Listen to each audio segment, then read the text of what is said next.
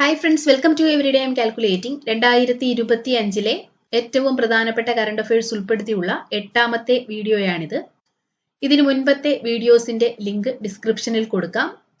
ചോദ്യങ്ങളിലേക്ക് കടക്കും മുൻപായി ചാനൽ ആദ്യമായി കാണുന്നവരുണ്ടെങ്കിൽ ഒന്ന് സബ്സ്ക്രൈബ് ചെയ്തേക്കുക. ചോദ്യങ്ങളിലേക്ക് പോകാം. ഒന്നാമത്തെ ചോദ്യം, 2023 കേരളത്തിലെ മികച്ച പോലീസ് സ്റ്റേഷനുള്ള പുരസ്കാരം ലഭിച്ചത് കണ്ണൂർ ജില്ലയിലെ തലശ്ശേരി പോലീസ് സ്റ്റേഷനാണ്. 2023 കേരളത്തിലെ മികച്ച പോലീസ് സ്റ്റേഷനുള്ള മുഖ്യമന്ത്രിയുടെ പുരസ്കാരം ലഭിച്ചത് കണ്ണൂർ ജില്ലയിലെ തലശ്ശേരി പോലീസ് സ്റ്റേഷനാണ്.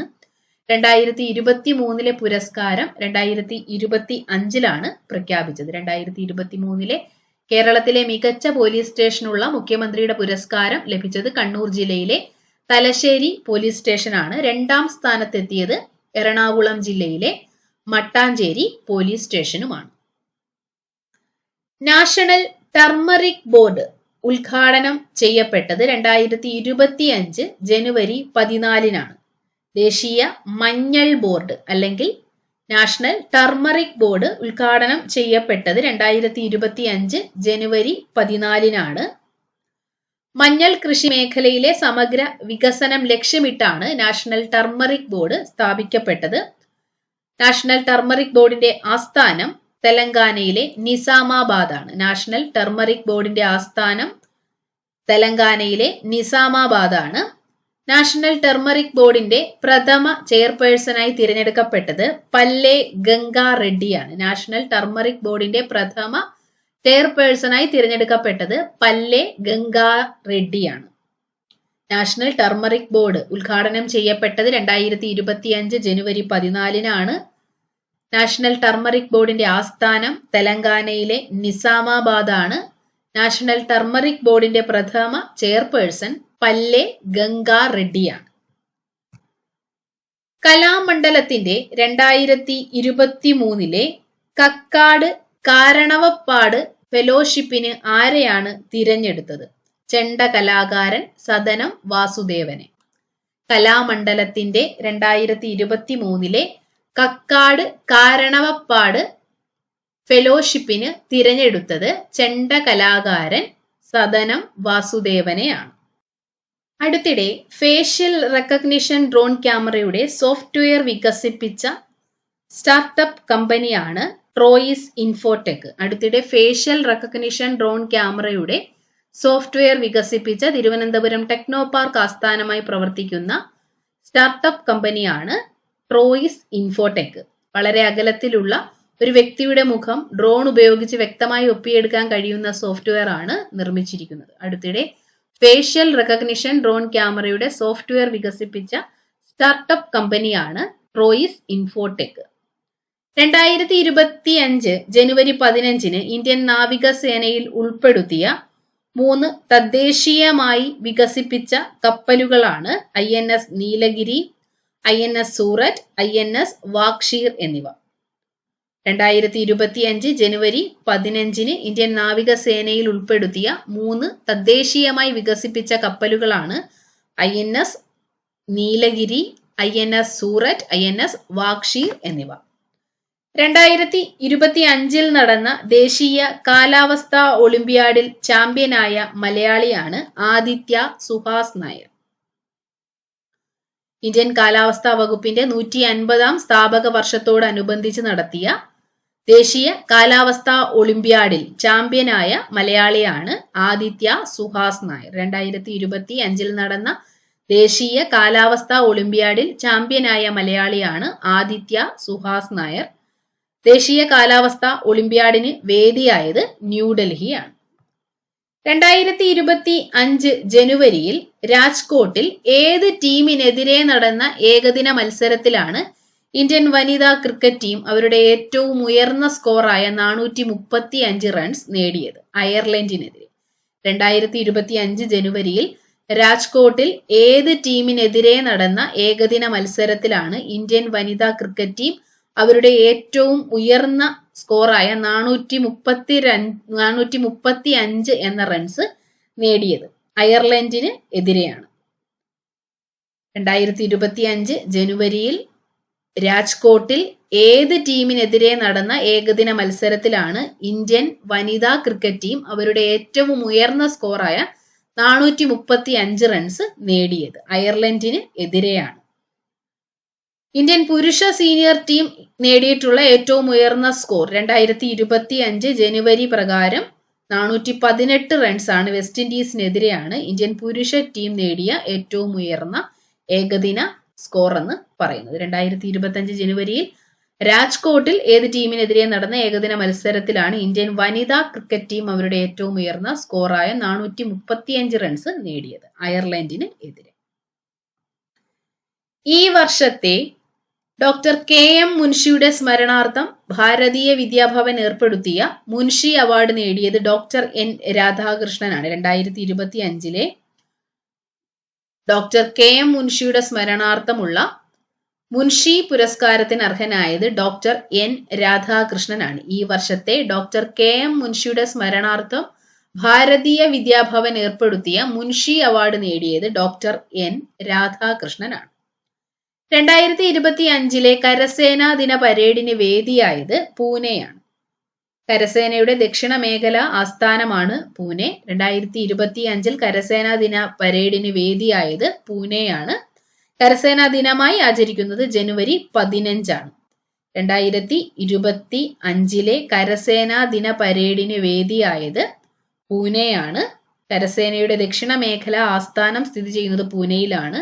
ഇന്ത്യൻ കരസേനാ ദിനമായി ആചരിക്കുന്നത് ജനുവരി 15 ഏത് ദൗത്യത്തിന് കീഴിലാണ് ISRO രാജ്യത്തെ ആദ്യത്തെ ഉപഗ്രഹ ഡോക്കിംഗ് പരീക്ഷണം വിജയകരമായി പൂർത്തിയാക്കിയത്?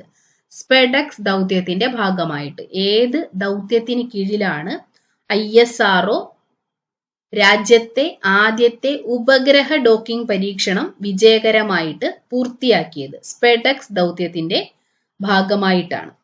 സ്പേസ് ഡോക്കിംഗ് ദൗത്യം വിജയകരമായി പൂർത്തിയാക്കിയ ലോകത്തിലെ 4ാമത്തെ രാജ്യമാണ് ഇന്ത്യ. സ്പേസ് ഡോക്കിംഗ് ദൗത്യം വിജയകരമായി പൂർത്തിയാക്കിയ ലോകത്തിലെ 4ാമത്തെ രാജ്യമാണ് ഇന്ത്യ.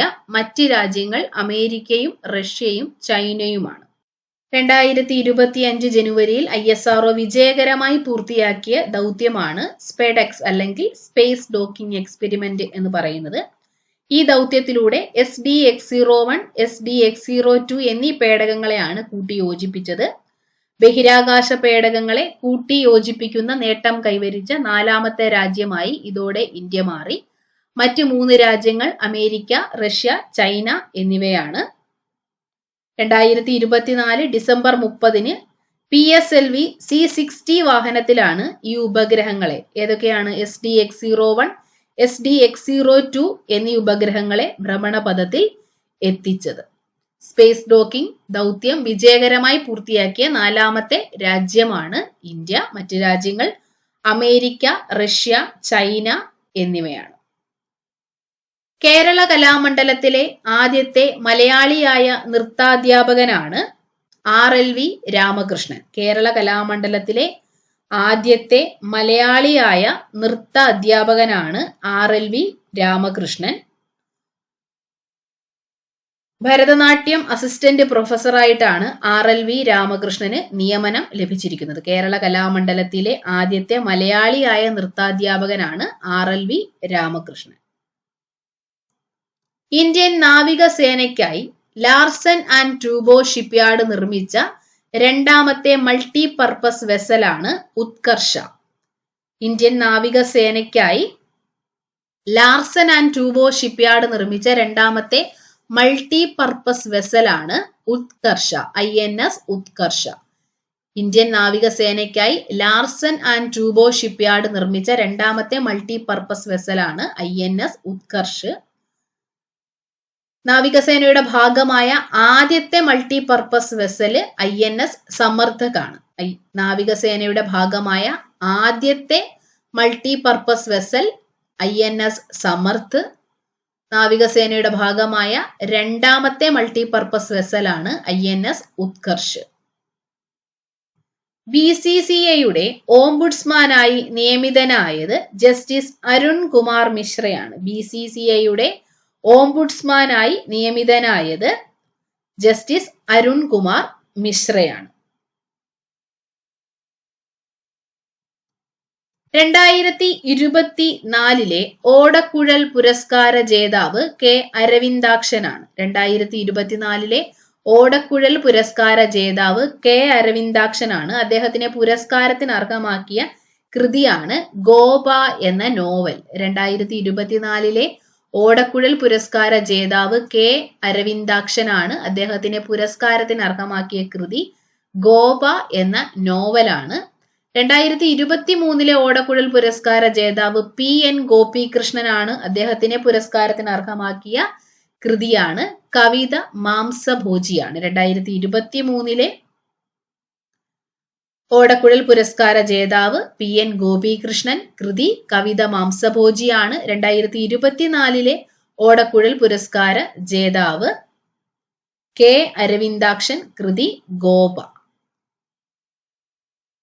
കാലാവസ്ഥാ വ്യതിയാനത്തെക്കുറിച്ചുള്ള ഇന്ത്യയിലെ ആദ്യ ഗാലറി ആരംഭിച്ചത് കൊൽക്കത്തയിലാണ്. കാലാവസ്ഥാ വ്യതിയാനത്തെക്കുറിച്ചുള്ള ഇന്ത്യയിലെ ആദ്യത്തെ ഗാലറി ആരംഭിച്ചത് കൊൽക്കത്തയിലാണ്. 2025 ജനുവരിയിൽ ഭാരത് മൊബിലിറ്റി ഗ്ലോബൽ എക്സ്പോ 2025 എവിടെയാണ് സംഘടിപ്പിച്ചത്? ന്യൂഡൽഹിയിലാണ്. 2025 ജനുവരിയിൽ ഭാരത് മൊബിലിറ്റി ഗ്ലോബൽ എക്സ്പോ 2025 സംഘടിപ്പിച്ചത് ന്യൂഡൽഹിയിലാണ്. ബറ്റാലിയൻ സ്ട്രെങ്ത് 13 നിന്ന് 15 വർദ്ധിപ്പിക്കാൻ ഏത് അർദ്ധ സൈനിക വിഭാഗത്തിനാണ് അനുമതി ലഭിച്ചത്? സെൻട്രൽ ഇൻഡസ്ട്രിയൽ സെക്യൂരിറ്റി ഫോഴ്സ് അഥവാ CISF. ബറ്റാലിയൻ സ്ട്രെങ്ത് 13 നിന്ന് 15 വർദ്ധിപ്പിക്കാൻ ഏത് അർദ്ധ സൈനിക വിഭാഗത്തിനാണ് അനുമതി ലഭിച്ചത്? സെൻട്രൽ ഇൻഡസ്ട്രിയൽ സെക്യൂരിറ്റി ഫോഴ്സിന്. ട്രാൻസ്ജെൻഡറുകൾക്ക് വിദ്യാഭ്യാസ സ്ഥാപനങ്ങളിലും സർക്കാർ ജോലിയിലും 6 മാസത്തിനുള്ളിൽ സംവരണം ഏർപ്പെടുത്തണമെന്ന് നിർദ്ദേശം നൽകിയ ഹൈക്കോടതിയാണ് കേരള ഹൈക്കോടതി. ട്രാൻസ്ജെൻഡറുകൾക്ക് വിദ്യാഭ്യാസ സ്ഥാപനങ്ങളിലും സർക്കാർ ജോലിയിലും 6 മാസത്തിനുള്ളിൽ സംവരണം ഏർപ്പെടുത്തണമെന്ന് നിർദ്ദേശം നൽകിയ ഹൈക്കോടതി കേരള ഹൈക്കോടതിയാണ്. കേരളത്തിലെ സഹകരണ മേഖലയിൽ നേരിട്ടുള്ള വ്യാപാരം പ്രോത്സാഹിപ്പിക്കുന്നതിന് വേണ്ടി കേരള സർക്കാർ തയ്യാറാക്കുന്ന ഡിജിറ്റൽ പ്ലാറ്റ്ഫോമാണ് അങ്ങാടി കേരള ആപ്പ്. കേരളത്തിലെ സഹകരണ മേഖലയിൽ നേരിട്ടുള്ള വ്യാപാരം പ്രോത്സാഹിപ്പിക്കുന്നതിന് വേണ്ടി തയ്യാറാക്കുന്ന ഡിജിറ്റൽ പ്ലാറ്റ്ഫോമാണ് അങ്ങാടി കേരള ആപ്പ്. കേരളത്തിലെ സഹകരണ മേഖലയിൽ നേരിട്ടുള്ള വ്യാപാരം പ്രോത്സാഹിപ്പിക്കുന്നതിന് വേണ്ടി കേരള സർക്കാർ തയ്യാറാക്കുന്ന ഡിജിറ്റൽ പ്ലാറ്റ്ഫോമാണ് അങ്ങാടി കേരള ആപ്പ്. ISROയുടെ 3ാം ലോഞ്ച് പാഡ് എവിടെയാണ് സ്ഥാപിക്കാൻ 2025 ജനുവരിയിൽ അംഗീകാരമായത്? ശ്രീഹരിക്കോട്ടയിൽ. ISROയുടെ 3ാമത്തെ ലോഞ്ച് പാഡ് എവിടെയാണ് സ്ഥാപിക്കാൻ 2025 ജനുവരിയിൽ അംഗീകാരമായത്? ആന്ധ്രാപ്രദേശിലെ ശ്രീഹരിക്കോട്ടയിൽ. 2025 ജനുവരിയിൽ അന്തരിച്ച പ്രശസ്ത ഹോളിവുഡ് സംവിധായകനാണ് ഡേവിഡ് ലിഞ്ച്. 2025 ജനുവരിയിൽ അന്തരിച്ച പ്രശസ്ത ഹോളിവുഡ് സംവിധായകൻ ഡേവിഡ് ലിഞ്ച്. 2025 ജനുവരിയിൽ എത്രാം ശമ്പള കമ്മീഷന്റെ രൂപീകരണത്തിനാണ് കേന്ദ്ര സർക്കാർ അനുമതി നൽകിയത്? 8ാം ശമ്പള കമ്മീഷന്റെ.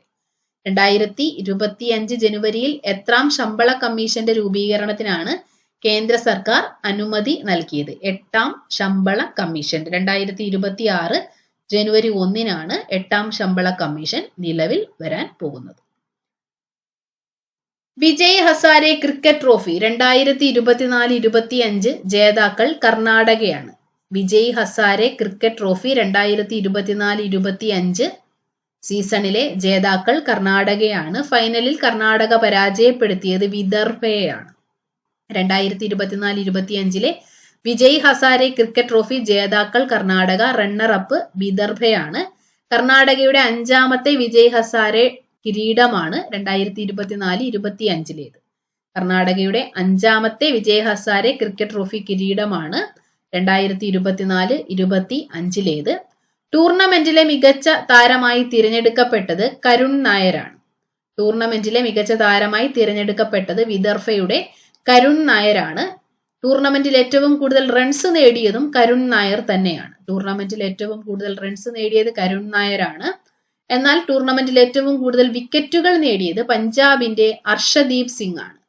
വിജയ് ഹസാരെ ക്രിക്കറ്റ് ട്രോഫി 2024-25 ടൂർണമെന്റിൽ ഏറ്റവും കൂടുതൽ വിക്കറ്റുകൾ നേടിയത് പഞ്ചാബിന്റെ അർഷദീപ് സിംഗ്, ഏറ്റവും കൂടുതൽ റൺസുകൾ നേടിയത് വിദർഭയുടെ കരുൺ നായർ. ടൂർണമെന്റിലെ മികച്ച താരമായി തിരഞ്ഞെടുക്കപ്പെട്ടതും വിദർഭയുടെ കരുൺ നായരെ തന്നെയാണ്. വിജയ് ഹസാരെ ക്രിക്കറ്റ് ട്രോഫി 2024-25 ജേതാക്കളായത് കർണാടകയാണ്. റണ്ണറപ്പ് ആയത് വിദർഭയാണ്. കർണാടകയുടെ 5ാമത്തെ കിരീടമാണ് 2024-25 സീസണിലേത്.